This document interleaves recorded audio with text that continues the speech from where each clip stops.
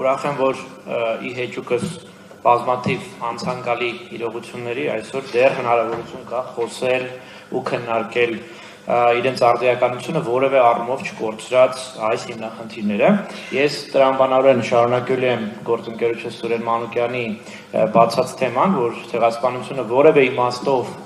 հնացած ոչ արդիական չէ, այն ճիշտ արդիականությունը պահպանել եւ այսօր գուցե երբևէ մեր 35 տարիների ընթացքում ամենաարդիականն է ցեղասպանության հարցը այսպես ուսումնասիրելը եւ իմ հակիրճ զեկույցը նրված է լինելու Ադրբեջանի կողմից 2020 թվականից հետո դրանից ի վեր իրականացված հակահայկական քաղաքականության մի քանի առանձնահատկությունների Առաջին հայացքից այս թեման կարող է թվալ այդքան էլ ոչ փոխկապակցված մեր այսօրվա հիմնական թեմայի հետ, հայոց ցեղասպանության հետ, բայց այդպիսի տպավորությունը իրականում արդյունք է մեր օրերում ձևավորված երկու հիմնական հանգամանքի։ Առաջինը, որ արտասահմանյան ու տեղական որոշ գործիչներ, ինչպես նաև մեդիա, վերլուծական շրջանակներ ավելի հազվադեպ են որակում Ադրբեջանում ու Ադրբեջանի կողմից իրականացված գործողությունները որպես հակահայկական։ Պարզ բառերով ասած, իրերը իրենց անուններով չեն կոչում։ Ինչն էլ իր հերթին պայմանավորված է երկրորդ գործոնով, որը հիմա կհիշատակեմ, ու սրա ամենավառ օրինակը բառացիորեն 2 օր առաջ հերթական անգամ տեսա, երբ որ Հայաստանի Հանրապետության արտգործնախարարությունը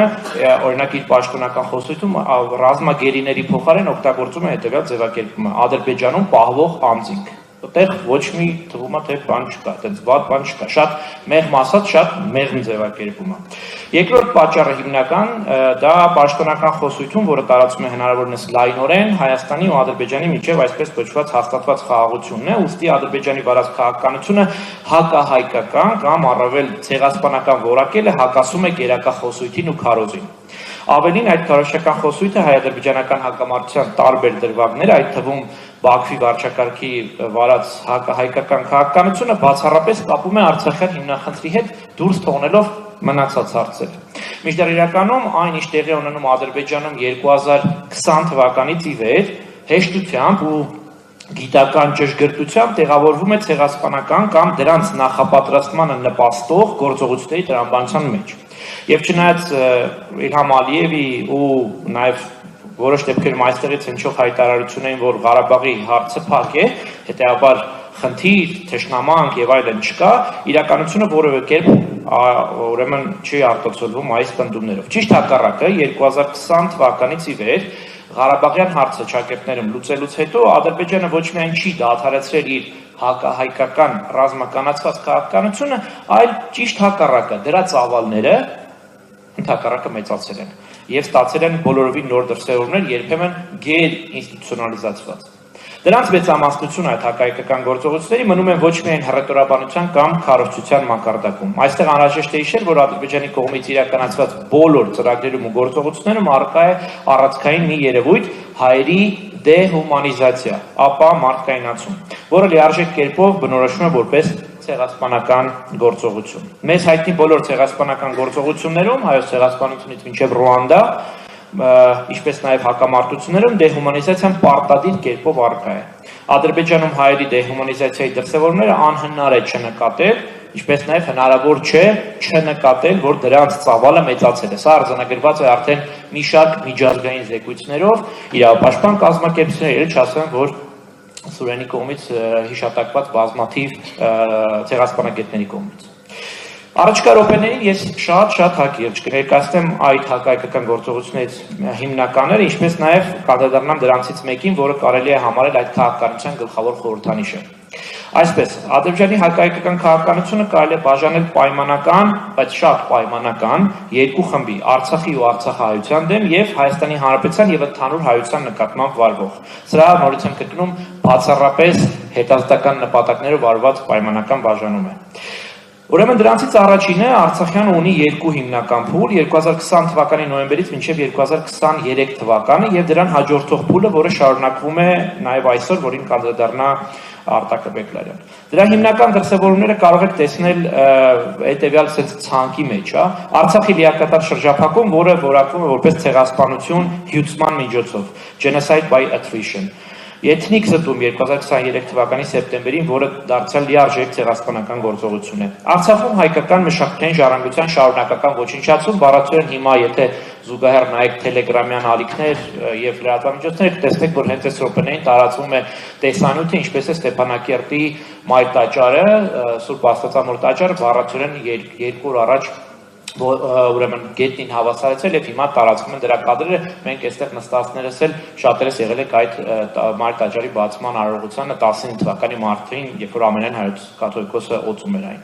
Ռազմագերիների խոշտանգում ու բռնաճնշումներ, թեմա, որը կարծես թե օրակարգից մի տեսակ դուրս է, բայց իրականում դա էլ ցեղասպանական գործողություններին դասվող բան է։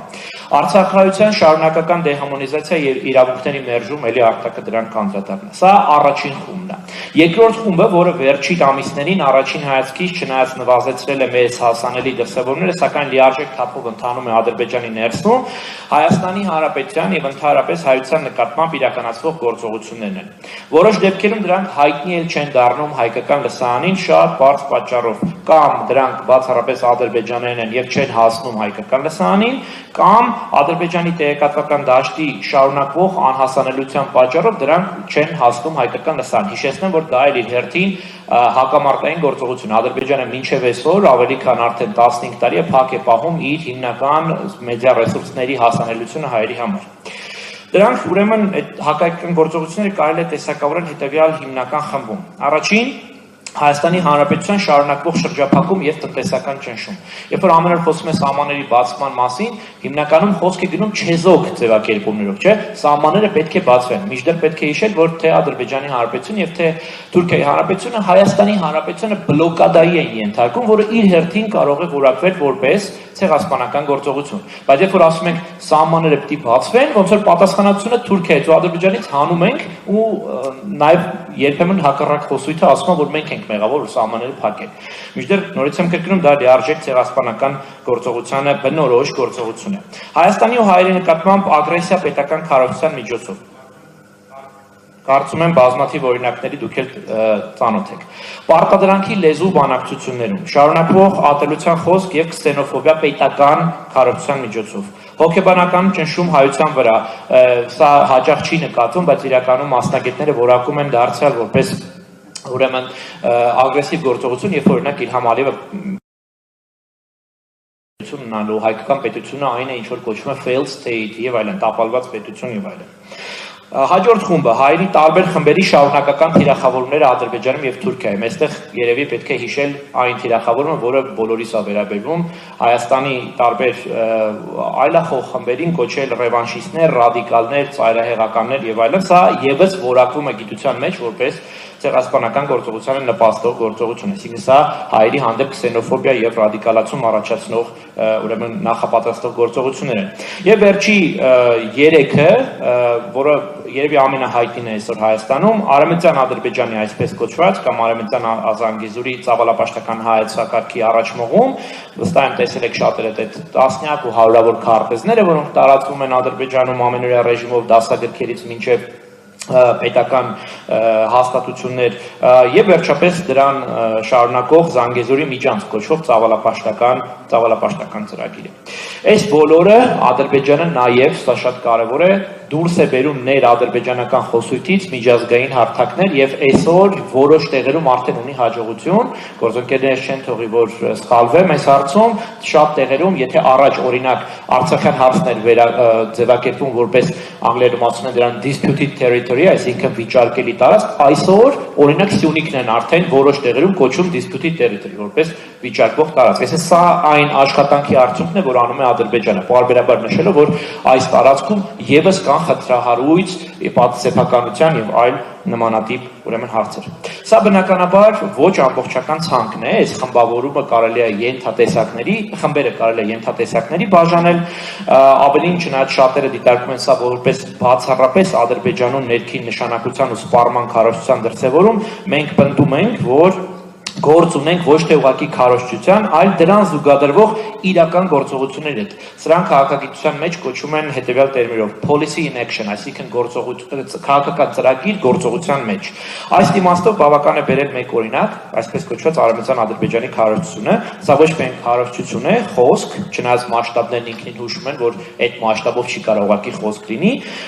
այլ իրական գործողություն։ Եթե նայեք այսօր Հայաստանի Հանրապետության միջազգայինորեն ճանաչված տարածքում ընթացքում ադրբեջանական զինված ուժերի կողմից գրաված տարածքների քարտեզը եւ այն համադրեք Ադրբեջանում տարածվող այսպես կոչված Արևմտյան Ադրբեջանի քարտեզի հետ, այսպես տարօրինակ կերպով դրանք ամբողջությամբ համընկնում են, այսինքն մենք գործ ունենք այդ գործողություններին եւ լեգիտիմացնող գործողությունները եւ դրան նպաստող իրավիճակի հետ։ Այսպիսի օրինակները շատ են, կարելի է խոսել էլի Զանգեզուրի միջանց փոչվածի, Հայաստանի Հանրապետությունում այսպես կոչված ադրբեջանցիների վերաբնակեցման եւ այլ նմանատիպ գործողությունների մասին, որոնք նորից եմ ասում, միայն քարոզություն չեն։ Եվ վերջում, ուզում եմ ներկայացնել հակահայկական քաղաքականության հիմնական խորհրդանիշը, ցավոք այստեղ ցուցադրելու հնարավորություն չունենք, բայց շատերը հավանաբար տեսել են, խոսքը այն հետևողական կերպով կերտված խորհրդանիշի մասն է, որ Ադրբեջանում կոչվում է Դեմիր Գյումրուխ, թարգմանաբար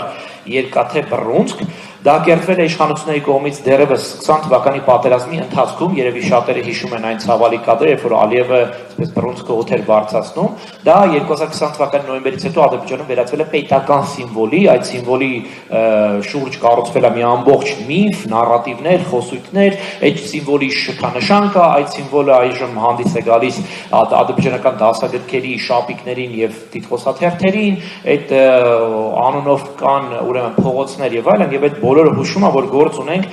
կերտվող պետության կողմից կերտվող սիմվոլի հետ։ Եվ եթե նայեք ու վերլուծենք այս սիմվոլը, կտեսնենք, որ այն ամբողջությամբ հակահայկական սիմվոլ է, որը առաջին հերթին ուղղված է հասարակությունը մոբիլիզացնելու հայերի դեմ։ Այսպիսով, ամփոփելով, անհրաժեշտ է նշել, որ Ադրբեջանի վարած այս հայկական քաղաքականությունը հիմնված է ոչ միայն արտաքին անվտանգային ու աշխարհքաղաքական